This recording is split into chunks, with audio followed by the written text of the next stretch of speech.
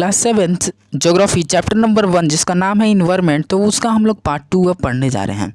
Part 1 में हम लोग पढ़ लिए हैं, अब हम लोग पढ़ेंगे नेचुरल इन्वायरमेंट के बारे में। तो land, water, air compose of the natural environment. जो भी लैंड होता है, लैंड जो ज़मीन होती है, जो पानी होता है, हवा होता है, प्लांट्स होते हैं, एनिमल्स होते हैं, ये सब नेचुरल इन्वायरमेंट है। इनको हम लोग बनाए नहीं हैं, ये सब प्राकृतिक है।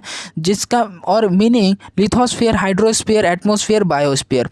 अगर इसका हम लोग अच्छा सी मीनिंग अगर पढ़ें तो हम लोग जानते हैं कि लैंड को लिथोस्फीयर कहा जाता है, वाटर को हाइड्रोस्फीयर और एयर को एटमॉस्फेयर और लिविंग ऑर्गेनिजम्स को बायोस्फीयर कहा जाता है।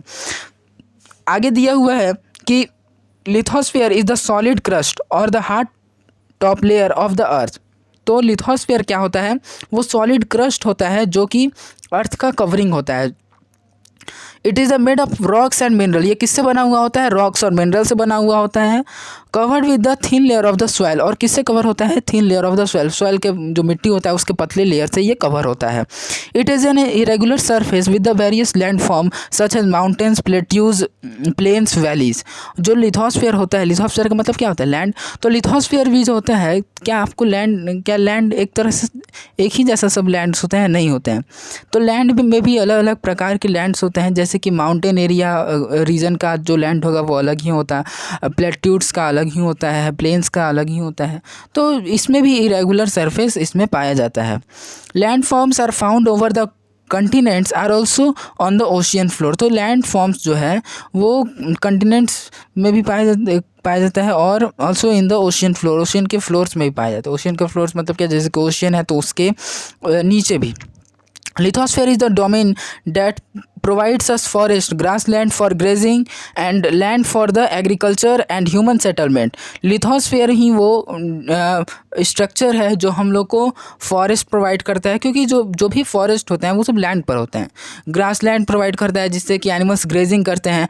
लैंड प्रोवाइड करता है जिससे कि हम लोग जहाँ पर अभी घर बना के रह सकते हैं, जहाँ पे एग्रीकल्चर कर सकते हैं।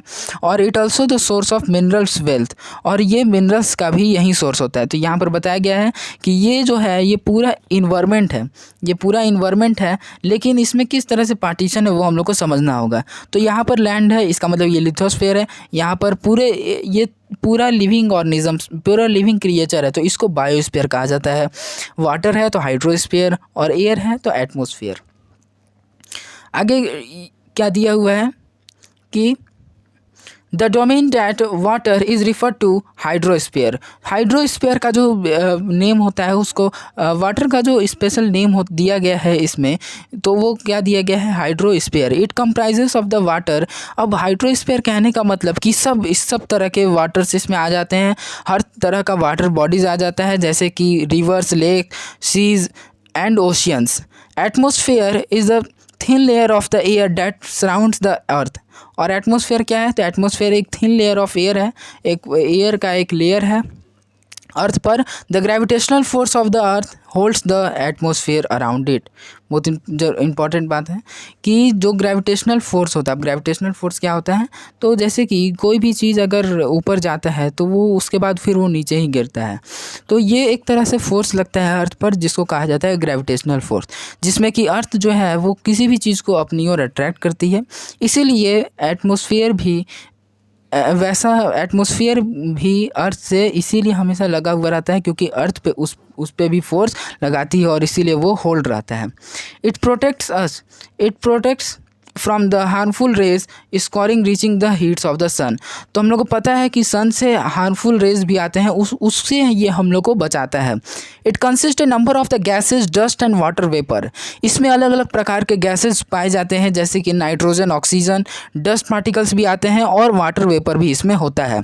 The changes in the atmosphere produce the changes during the weather and climate. Atmosphere में चेंज कब देखा जाता है? तो जब वेदर में चेंज आता है और जब क्लाइमेट में। वेदर का मतलब क्या होता है? मौसम। और क्लाइमेट का मतलब जलवायु। Plant and animal kingdom together make the biosphere. और प्लांट और एनिमल ये दोनों मिल जब जाते हैं, जैसे कि दोनों को एक साथ जब बोला जाता है ज्योग्राफी के लैंग्वेज में, तो उसको बायोस्फीयर कहा जाता है या फिर लिविंग वर्ल्ड कहा जाता है। It is a narrow zone of the earth where land, water, air is interact with each other to support life. ये क्या होता है? बहुत नैरो होता है, बहुत पतला एक जोन होता है जिसमें कि जितने भी चीज़ हम लोग को ज़रूरी होते हैं, जैसे कि लैंड हो गया, वाटर हो गया, एयर हो गया, वो सब चीज़ प्रेजेंट होते हैं और वहाँ पर लाइफ हमारा सपोर्ट होता है।